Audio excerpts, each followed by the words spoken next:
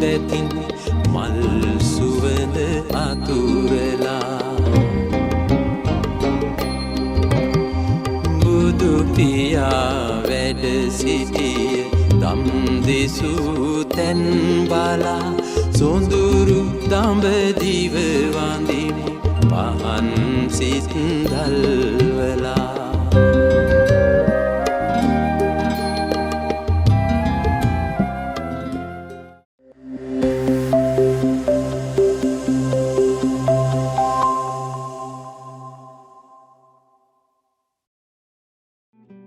Nugegoda Lotus සංචාරකයින්ගෙන් අසිරිමත් දඹදිව වන්දනා කොළඹ සිට දිල්ලිය දක්වා ගුවනින් දුම්රිය ගමන් නොමැත.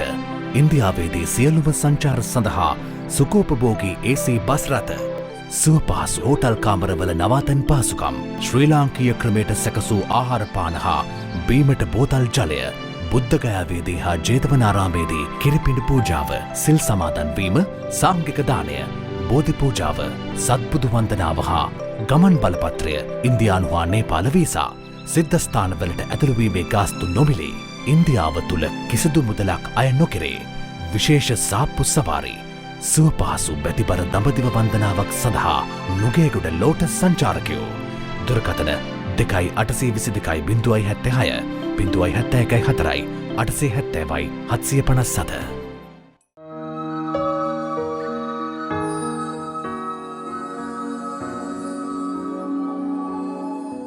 බෞද්ධයන් විසින් වන්දනාමාන කළ යුතු ස්ථාන 4ක් ගැන බුද්ධ දේශනාවේ දැක්වේ. ඉන් පළමුවැන්න ලුම්බිනියයි. ලෝම සනසන උතුම් දහමක් දෙසූ බුදුන් වහන්සේ සිදුහත් කුමරුන් ලෙස උපත ලැබූ තැන මෙතැනයි. අප මහා බෝසතාණන් වහන්සේ උපත ලද නිවැරදිම ස්ථානය මේ බව පුරා විද්‍යාත්මක ගවේෂණ වලින් සොයාගෙන ඇත.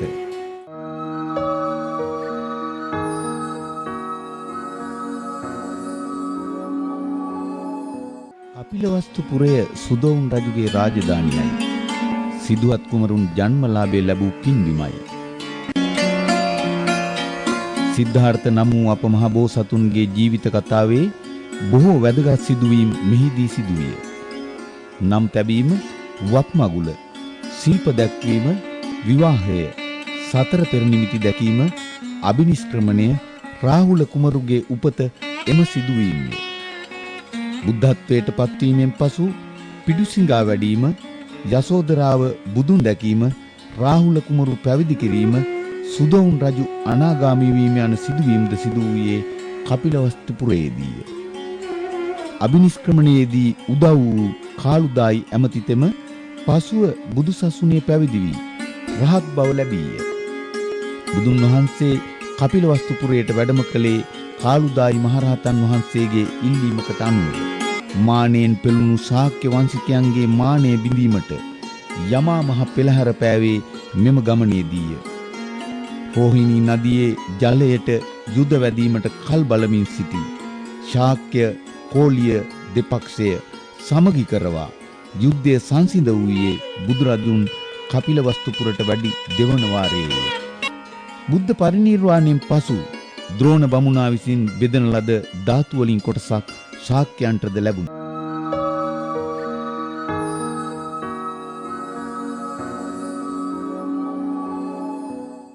බවුන් වඩන තපසුන් තම සිත් සමාධියෙන් පුරවා ගැනීමට සුදුසු තැන් සොයා යන්නට පුරුදුව සිටියේ බුද්ධෝත්පාදයටත් පෙර සිටය. පුරා 6 වසරක් ශරීරයට අධික දුක් දෙමින් අප මහ බෝසතුන් දුෂ්කර ක්‍රියා කළ ස්ථානය පුංචි කඳු මුදුනක පිහිටි ගුහාවකි.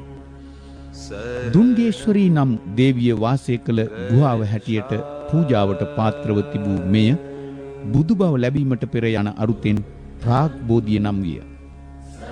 මෙම ගුහාව මුල් කොටගෙන ටිබෙට් ලාමාවරුන් පන්සලක් ඉදි කිරීම නිසා ගුහාවේ මුල් ස්වරූපය වෙනස් වුවද එහි සිදුහත් තවුසා දුෂ්කර ක්‍රියා කරන අයුරු දැක්වෙන පිළිම වහන්සේ නමක් දැකිය හැකිය. මිහි සුළු මොහොතක් භාවනා සුවයෙන් රැඳී සිටියේදී සිතට දැනෙන නිරාමිෂ ප්‍රීතිය අපට කියා පාන්නේ එදා අප මහ බෝසතුන්ට සත්‍ය අවබෝධයේ මුල් පියවර තබන්නට මේ පින්බිම කෙතරම් නම් ඉවහල් වන්නට ඇද්ද යන්නයි. උතුරු තථාගතයන්න් වහන්සේ සම්බුද්ධත්වයේ ලැබීමට පෙර 6 අවුරුද්දක් දුෂ්කර ක්‍රියා කරා වූ මේ දුර්ගේශ්වරී කියන ස්ථානයට. ඒ වගේම ප්‍රාග් බෝධි කියලා හඳුන්වනවා මේ ස්ථානය. ප්‍රාග් කියලා කියන්නේ පෙර. බෝධි කියලා කියන්නේ අවබෝධය. අවබෝධයට පෙර කියලා කියන්නේ බුද්ධත්වයට පෙර. එදා ක්‍රිස්තුපූර්ව 6 වෙනි සියවසේ ඒ 29 වෙනි වියේදී අවුරුදු 29 දී ගිහිගෙන් නික්මෙච්ච ඇසලපුර 15ක පොහොය දවසේ චන්න ඇමතිවරයා සමග කන්තක පසුපිටින් අහලා තිනව නේද? ඒ බෝසතාණන් වහන්සේ දා භාර්ගව ආලාර කාලාම උද්දකරාම පුත්‍ර කියන ඒ ගුරුවරයන්ගෙන් ඉගෙන ගන්න ගිහිල්ලා ඒ ගුරුවරයන්ගේ ඉගැන්වීම වල තියෙන නිසරු බව දැකලා ඉතා කෙටි කාලයකදී අයින් වෙලා ඒ සත්‍යන ධානය 8 වෙනි ධානයේ උපදවාගෙන ඒවත් නිසරු දේවල් බවට කියලා දැනගෙන බෝසතාණන් වහන්සේ ක්‍රමයෙන් එන්නේ මේ ස්ථානයට. ඒ අනුව අපේ බෝසතාණන් වහන්සේ මේ ස්ථානයට ඇවිල්ලා වීර කරනවා. ඒ කාලේ වීර කරන ක්‍රම දෙකක් තුන. එකක් කාම සුකල්ලි කහන යෝගය, අනිත් එක අත්පකිලිමතාන යෝගය. සිරුරට අධික දුක් දීම නිවැරදි මඟ නොවන බව තේරුම්ගත් අප මහ බෝසතාණෝ එදා ක්‍රිස්තු පූර්ව 528 වැනි වෙසක් පුර 15වක පුන් පොහෝ දින දුෂ්කර ක්‍රියා අත්හැර මැදුම් පිළිවෙතින් ධාන මගට පිවිස තිබුණි. සුජාතා නම් වූ සිටු දියණිය කිරිපිඩු පූජා කළේ මේ මොහොතේය. ගයාව බුද්ධ ගයාව වූයේ චතුරාර්ය සත්‍ය අවබෝධ කරගත් අප මහ බෝසතාණෝ සියලු කෙලෙස් නසා අසම සම වූ බුද්ධත්වයේ අවබෝධ කරගත් හේිනි. සුජාතා සිටු මාලිගය, වජ්‍රාසනය, බුද්ධ ගයා මහා විහාරය ආදී බුදුන් වහන්සේ ලොවට පහළ වූ බුද්ධ ගයා පින්බිමේ ඇති විවිධ වූ ස්ථාන දෑසින් දැක පින් පුරවා ගන්නට ඇතනම් එය කෙතරම් නම් වාග්යක්ද. නිරංජනා නදී තෙර එගොඩ සුජාතා ගම හෙවත් සේනානි ගමයි. මෙගොඩ බුද්ධ ගයා බෝමැඩයි. සිදුවත් බෝසතුන් මැදුම් පිළිවෙත තෝරාගෙන සුජාතාව පිළිගන්නූ දානය වැළඳීමෙන් අනතුරුව පෑන් පහසු විය. උන්වහන්සේට සොත්තිය නම් බමුණා විසින් කුසතන 8 මිටක් පූජා කළේ ඒ මොහොතේදී.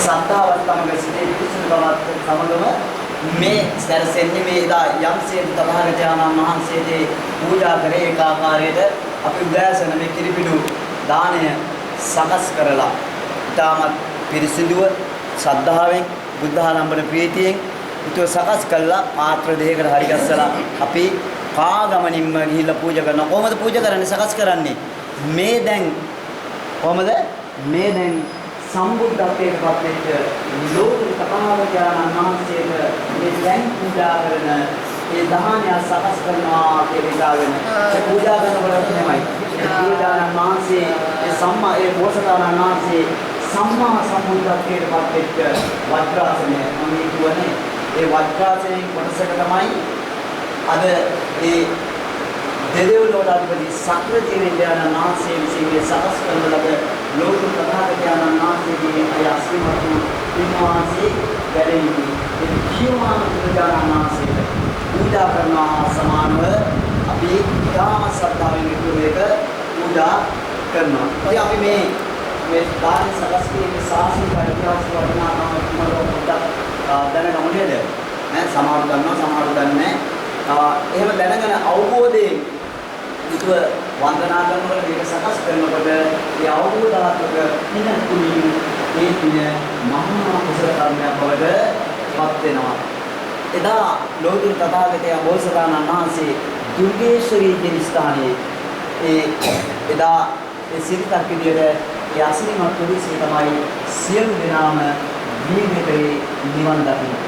ඒ එතන නිර්වාණය කියලා කියන්නේ මේ ගෞරව බුදුරජාණන් වහන්සේ සාක්ෂාත් කරගත්ත නිර්වාණය නෙවෙයි. අපේ බෝසතාණන් වහන්සේ 6 අවුරුදු 6 29 වියසිට 29 වෙනි වියසිට එහෙම ජීවිත කළ බලනවා ඒකදී තමන් වහන්සේට නිවන සාක්ෂාත් කරගන්න. මේ ලෝක සමාජයන් වහන්සේලාගේ ජීවිත තුළ අමුතු දේවල් අමිමතු දේවල් එහෙම නැහැ.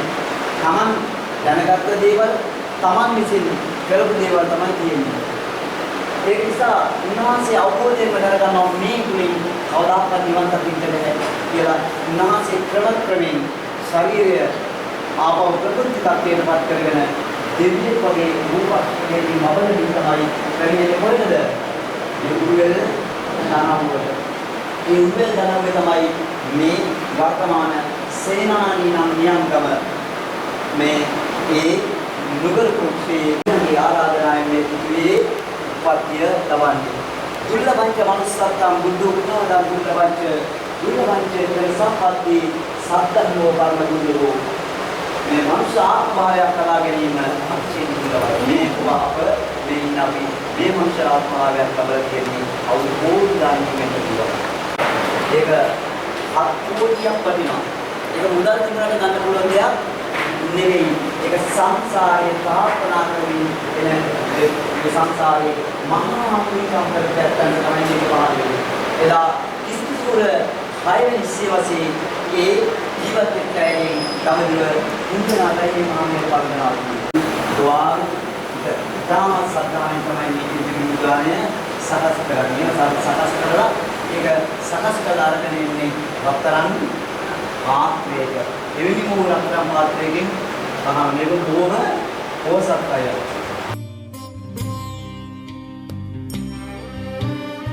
ගිලෙම් ඔබේ ගුණමෝදේ විනිම් ඔබේ දම්සාදේ වනිම් ඔබ පාදේ තිලොවග බුදු සමිනේ තිලොවග බුදු සමිනේ.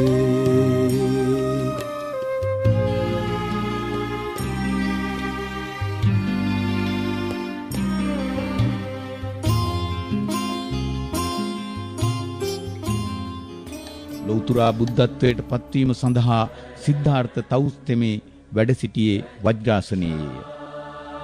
මෙම වජ්‍රාසනය පූජනීය වස්තුවක් ලෙස සලකා එහි වටා ඉදිකළ වජ්‍රාසන විහාරය බුද්ධගයා මහා විහාරයයි. වීරදේව නම් වූ භික්ෂුන් වහන්සේ මුලින්ම මෙම විහාරය ගොඩනැංවූ බව පැවසෙන අතර හින්දු බ්‍රාහ්මණයෙකු විසින් එය තරමක් දුරට විශාල කොට සාදවා ඇත. අඩි 170ක් උසට මෙම විහාරය ගොඩනංවා රන් පිළිම තැන්පත් කරන්නට කටයුතු කර ඇත්තේ ධර්මාශෝක මහරජතුමා විසිනි. වරින් වර නටමුන් වෙමින්ද විනාශ වෙමින්ද නැවත ශක්තිමත්ව ගොඩනැගෙමින්ද තිබූ බුද්ධගයා මහා විහාරයේ වඩා හිඳුවා ඇති පිළිම වහන්සේ පිළිබඳ පුවතද අසිරිමත් බවක් උසුලායි. අංග සම්පූර්ණ ජීවමාන බුදුරුවක් නිර්මාණය කිරීමට කිසිවෙකු ඉදිරිපත් නොවූ තැන බ්‍රාහ්මණ වේශයෙන්නා මෛත්‍රී බෝසතුන් මෙහි තැන්පත් කර ඇති බුදු පිළිමය නිර්මාණය කර ඇති බව පැවසේ. දඹදිව වෙහෙර විහාර සතුරු උවදුර වලට පත් වූ අවස්ථා ගණන විශාලය. නමුත් බුද්ධගයාවේ පිළිම වහන්සේට කිසිදු හානියක් කිරීමට මේ කිසිවෙකුට හැකි වී නැත.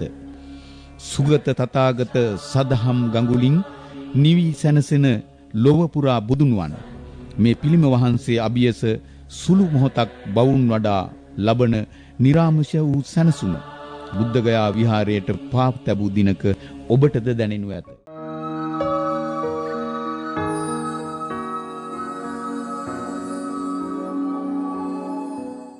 එක්පසකින් වරුණ නදියයි අනෙක් පසින් අස්සි නදියයි.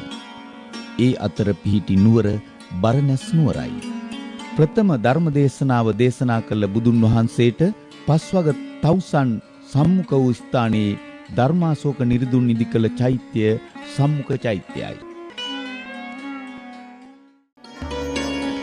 පස්වග මහණුන් රහත් භාවයට පත් වූයේ අනාත්ම ලක්ෂණ සූත්‍ර දේශනාව ශ්‍රවණය කිරීමෙන් අනතුරුය.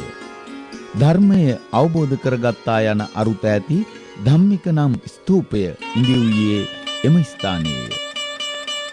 මුල් යුගයේ ඉන්දියානු කලා ශිල්ප අනුව ඉදිකර ඇති ධම්මික ස්තූපයේ ඇත්තේ අමුතුම හැඩයකි.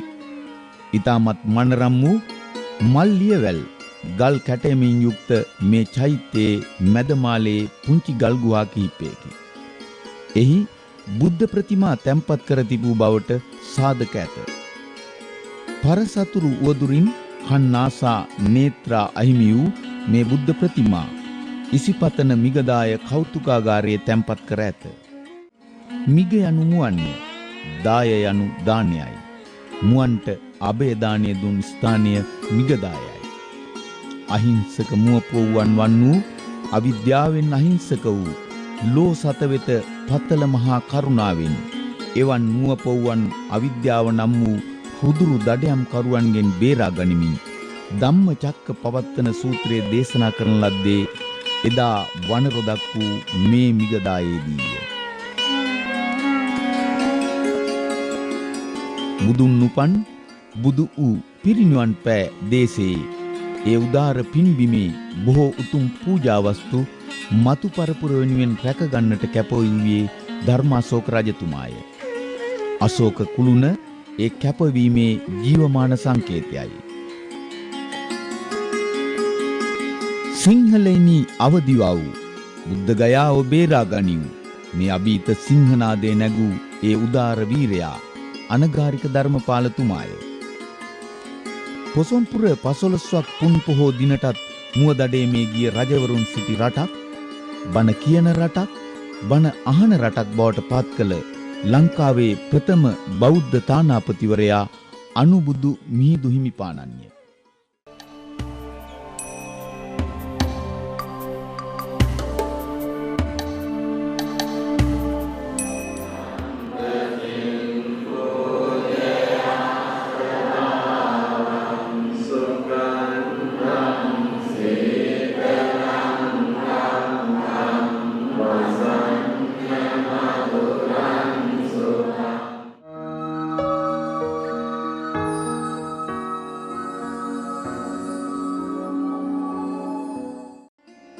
මගධ රට අගනුවර රජගහනුවරයි.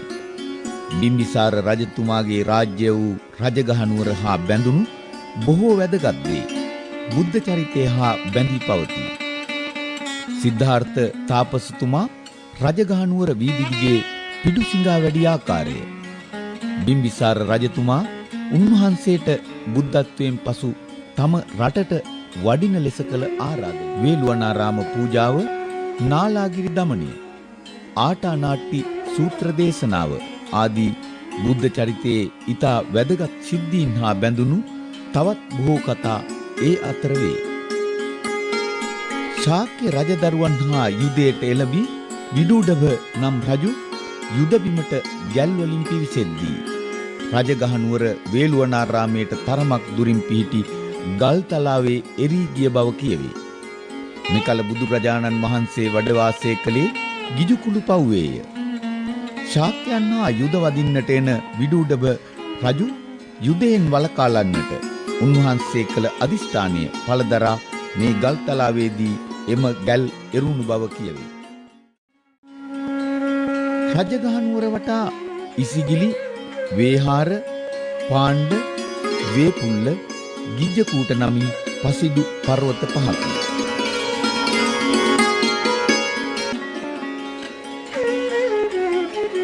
ඉසිගිලි පව්වේ පසේ බුදුවරු 500ක් වැඩ වාසය කළ බවත් උන්වහන්සේලා ආපසු වඩිනු නොදුටු පිරිස් ඉසිවරු ගිලගන්නා පර්වතය ලෙසින් මෙම පර්වතය ඉසිගිලි පර්වතය නමින් හැඳින්වුවේ. මේක වට වෙලා තියෙන ඒකයි සියලු රජවරුන් මේ නුවර තමන්ගේ රාජධානිය බවට පත් කරේ. මේ රජගහ කියන එක අර්ථ දක්වන්න පුළුවන් මෙහෙම: රජගය, රාජගෘහ, ගෘහ, කඳවුරු නුවර. මොකද මේ රජවරුන්ට නිතින් ආරක්ෂාව ඕන. ඉතින් මේ පර්වත පහකින් ස්වභාව ධර්මයෙන්ම ආරක්ෂා වෙලා තියෙන මේ ඔයගලන්ට පේනව නේද? වටේම තියෙන්නේ කඳු වලල්ල, මැද තනිතලාව. එතකොට මේ පර්වත පහක් තියෙනවා. මේ ගිජ්ජුකූට පර්වතය, මේ ගිජුලිහිණියෙක්ගේ වගේ කොට තියෙන ගල්කුළු තියෙන නිසා මේ පර්වතය ගිජුකුල පව්ව කියලා හඳුන්වනවා.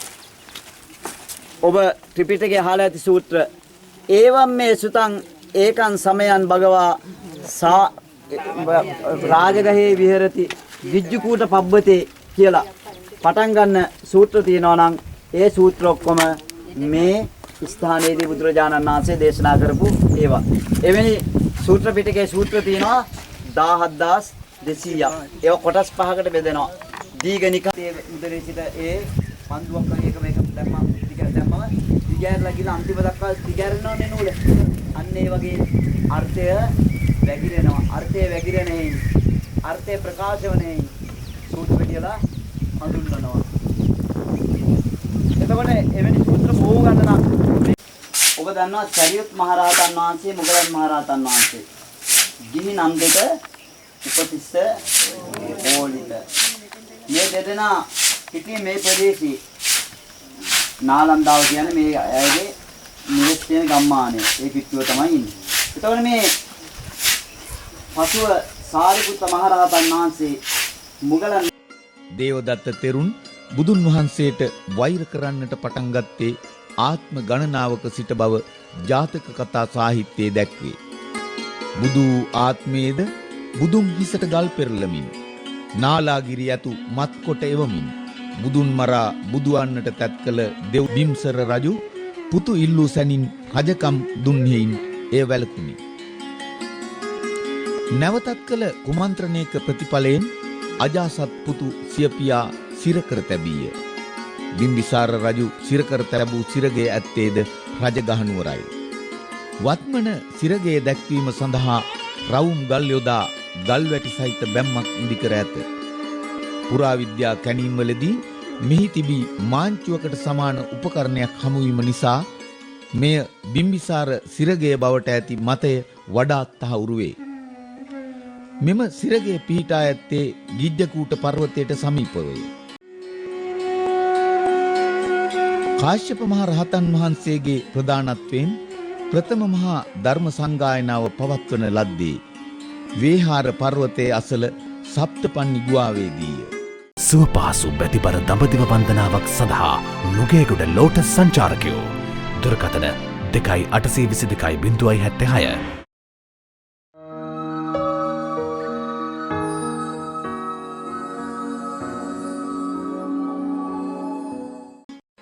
බුදුරජාණන් වහන්සේ වස්සාන කාලයේ ගත කළ ස්ථාන අතුරින් වැඩි වාර ගණනක් වස්වසා ඇත්තේ ජේතවනාරාමයේය.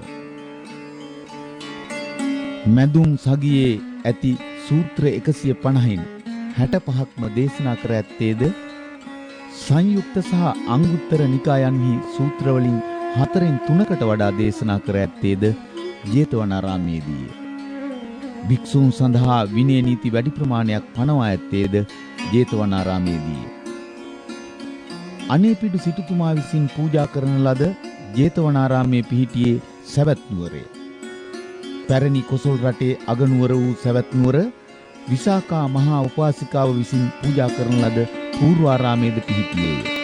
ජේතවනාරාම විහාරයේ ප්‍රධානතම කුටිය ගන්ධ කුටියයි. බුදුරදුන් වැඩ සිටි කුටිය වූ මෙම කුටිය අසලම පාරෙන් එහා පැත්තේ දකින්නට ඇත්තේ ධම්සභා මණ්ඩපයයි. එදා භික්ෂු භික්ෂුණී උපාසක උපාසිකා යන සිව්වනක් පිරිස යහමගට යැවීම සඳහා බුදුන් වහන්සේ විසින් තමන් අවබෝධ කරගත් ශ්‍රී සද්ධර්මය බෙදා දෙන ලද්දේ මෙම ධම්සභා මණ්ඩපයේ සිටයි. ජේතවනාරාමේදී සිදුවීම් අතර ආලවක දමනය, පටාචාරා පුවත, මට්ටකුණ්ඩලී පුවත, කිසා ගෝතමී පුවත සහ අංගුලිමාල දමනයද වේ. මේ අතර වඩාත් වැදගත් වන්නේ නිගණ්ඨනාථ පුත්ත ඇතුළු නිගණ්ඨයන් විසින් බුද්ධත්වයට රහත් භාවයට අභියෝග කළ මොහොතේ යමක මහා ප්‍රාතිහාර්ය පෑ අවස්ථාවයි. ගන්ධබ්බ රුක්ඛ මූලයේ නම් වූ මෙම ස්ථානය මෙම යමක මහා ප්‍රාතිහාර්ය පෑ ස්ථානය.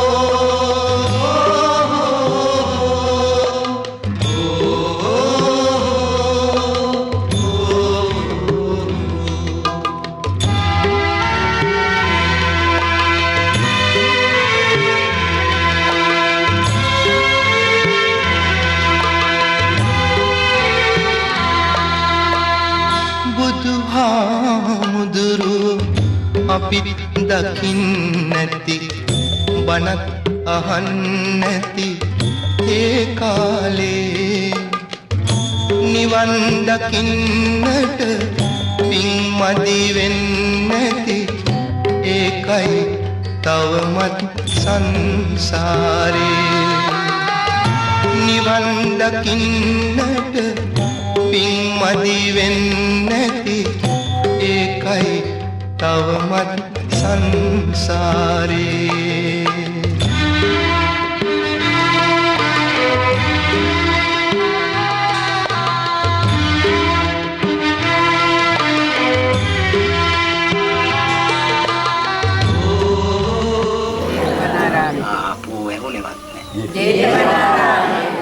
ජේතවනාරාමේ තියෙන්නේ කොහෙද? සවැත් නුවර. සවැත් නුවර කියන්නේ කොසල් රටේ අග නුවර. කොසල් රටේ අග නුවර. මේ කොසල් රට පාලනය කරේ කවුද? නෑ බිම්බිසාර නෙවෙයි. පසේ නැති කොසල් රජතුමා. තාත්තා ඉන්දියාවේ රාජාවලියත් වෙනස් කළා. කොසල් රට පාලනය කරේ කවුද? පසේ නැති කොසල් රජතුමා. එයා ජීවත් වුණෙත් කොසල් රටේ අගනගරේ වන මේ සවැත් නුවර. මේ කොසල් රජුරවන්ට දරුවෝ ගොඩාක් හිටියා. කොසල් රජුරවන්ට දරුවෝ ගොඩාක් හිටියා. අන්න ඒ හිටපු දරුවා අතර එක්කෙනෙක් තමයි ජේත කියන කුමාරයා. මොකද නම? මුදුරු අපිත් දකින්නැති බණක් අහන්නැති ඒ කාලේ නිවන් දකින්නට පින් මදි වෙන්නැති ඒකයි තවමත් සංසාරේ නිවන් දකින්නට පින් මදි වෙන්නැති ඒකයි තවමත් සංසාරේ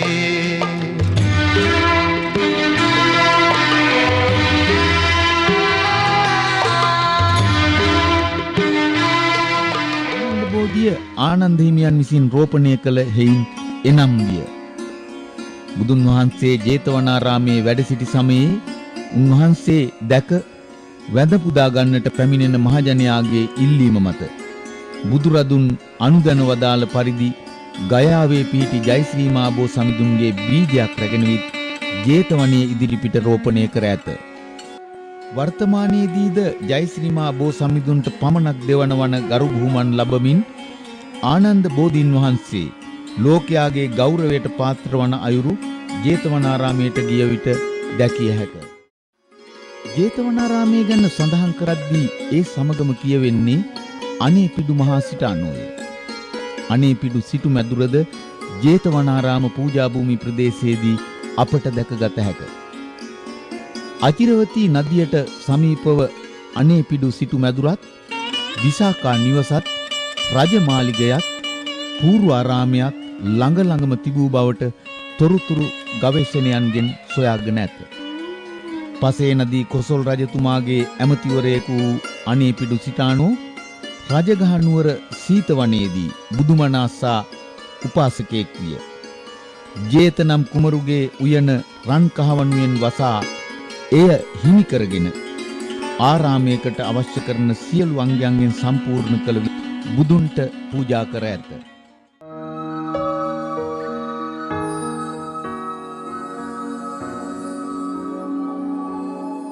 බුදුන් වහන්සේ බුද්ධත්වයට පත්ව සත්වන වස වැඩ සිටියේ තුසිත දෙව්ලොවයි. මාතෘ දිව්‍ය රාජානන් ඇතුළු දෙවියන්ට තුන්මසක් අභිධර්මයේ දේශනා කළ උන්වහන්සේ ආපසු වැඩම කළේ සංකස්සපුරයටයි.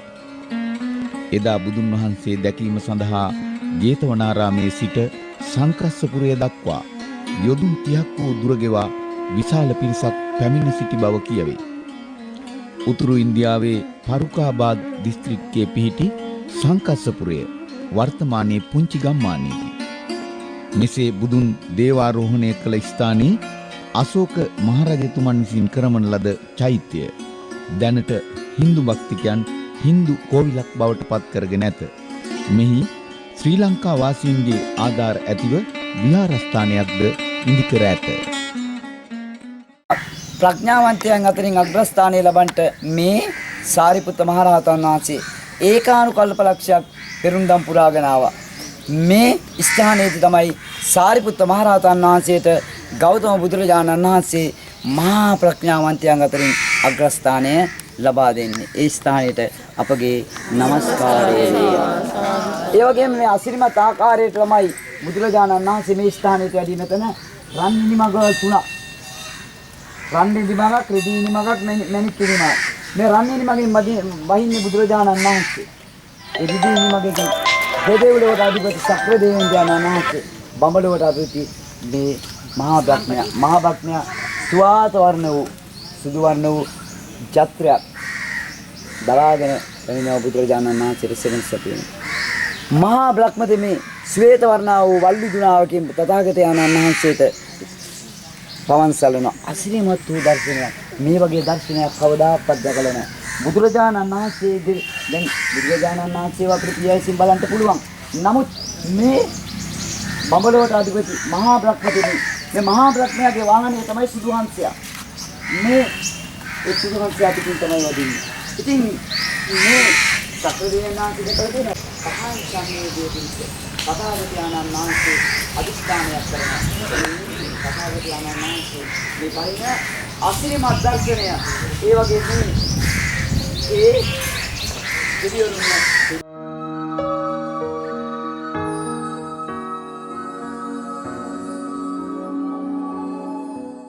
ලිච්ඡවි රජදරුවන්ගේ අගනගරය විශාලා මහනුවරයි. විශාලා මහනුවර බෞද්ධ අපට වැදගත් වන්නේ බුදුරජාණන් වහන්සේ කීපවිටක්ම එහි වැඩම කළ නිසාය. උන්වහන්සේ සිය 5 වන වස්සාන සමය ගත කළේ විශාලා නුවර කූටාගාර ශාලාවේය. මහා ප්‍රජාපති ගෞතමිය ඇතුළු ශාක්‍ය වංශික කාන්තාවන් පිරිසක් බුදුන් හමුවට පැමිණ ආනන්ද හිමියන්ගේද ආයාචනයෙන් බුදුරජාණන් වහන්සේ විසින් පැවිදි බව ලබා බුදුසසුනේ මිහිනි සස්න පිහිටුවන ලද්දේද විශාලා මහනුවර කූටාගාර ශාලාවේ වැඩ වාසය කරද්දී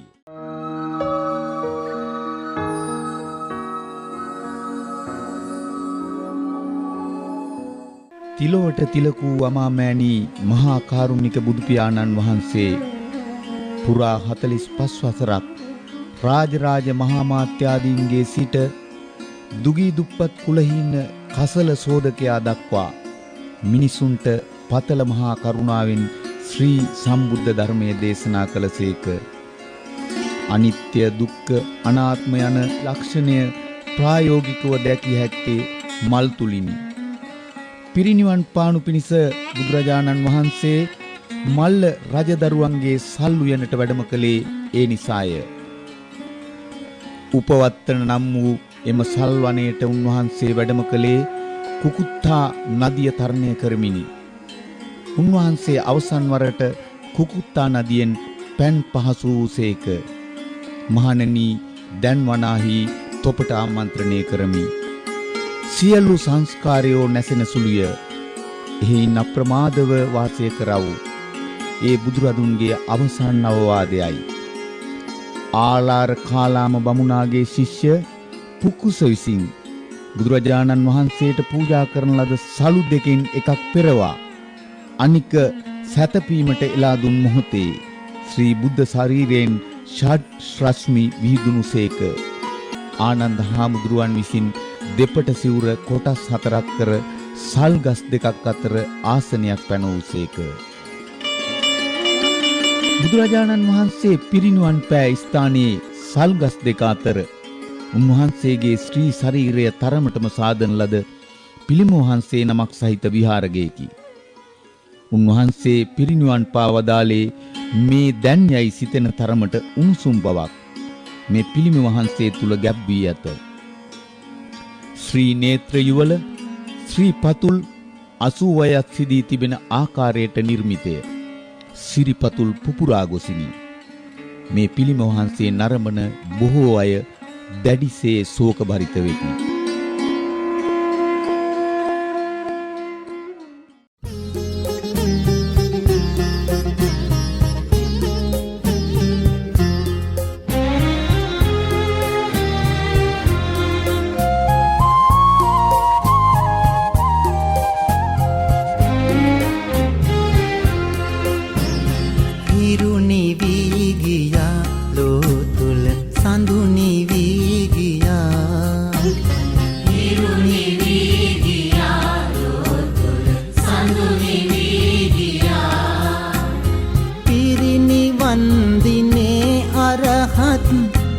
සුගත් පියා හිරු නිවී ගියා ලෝ තුල සඳු නිවී ගියා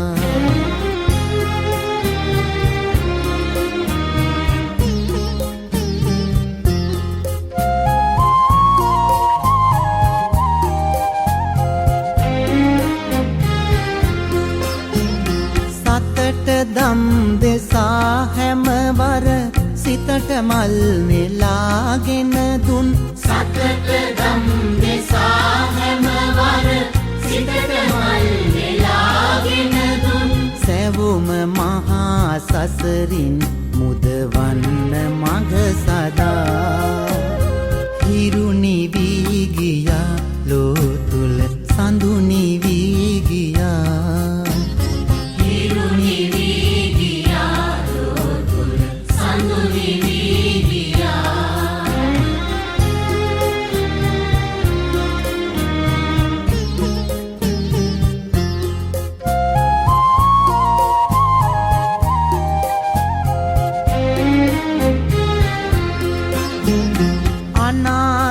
අසරණ සැමහට නාත වූ පියේ දියනා අනාථ අසරණ සැමහට නාත වූ පියේ දියනා විනාශ මිස දිටු පරදා සඳු නිවී ගියා හිරු නිවී ගියා ලෝ තුල සඳු නිවී ගියා හිරු නිවී සඳු නිවී ගියා පිරිනිවන් දිනේ අරහත් මා සුගත් පියා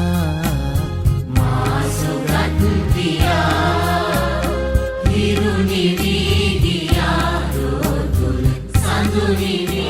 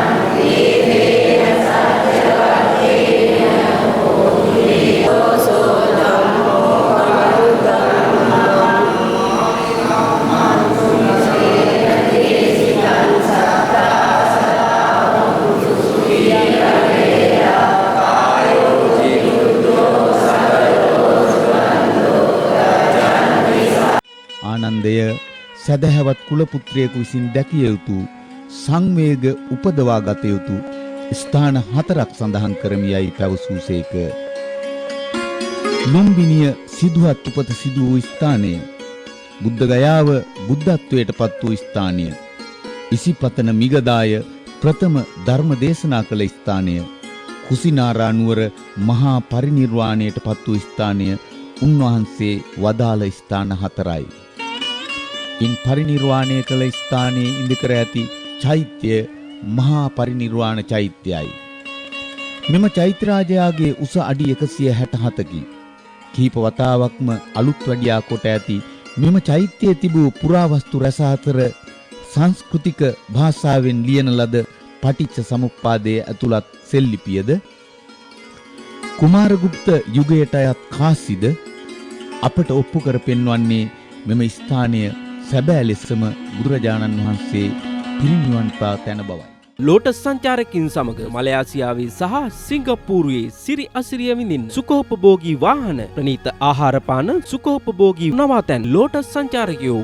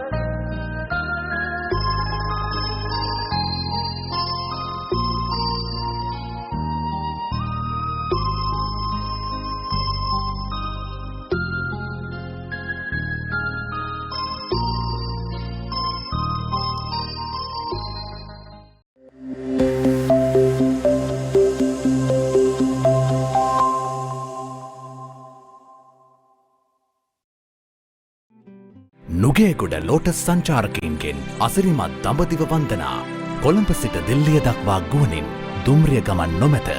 ඉන්දියාවේදී සියලුම සංචාර සඳහා සුඛෝපභෝගී AC බස් රථ සුවපහසු හෝටල් කාමරවල නවාතැන් පහසුකම් ශ්‍රී ලාංකීය ක්‍රමයට සැකසූ ආහාරපාන හා බීමට බෝතල් ජලය බුද්ධගයාවේදී හා ජේතවනාරාමේදී කිරිපිඬු පූජාව සිල් සමාදන් වීම සාංඝික දානය බෝධි පූජාව සත්බුදු වන්දනාව හා ගමන් බලපත්‍රය ඉන්දියානු හා නේපාල වීසා සිද්ධස්ථානවලට ඇතුළුවීමේ ගාස්තු නොමිලේ.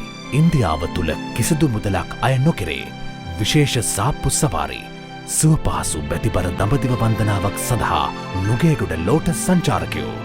දුරකථන 2822.076 071 4 870 757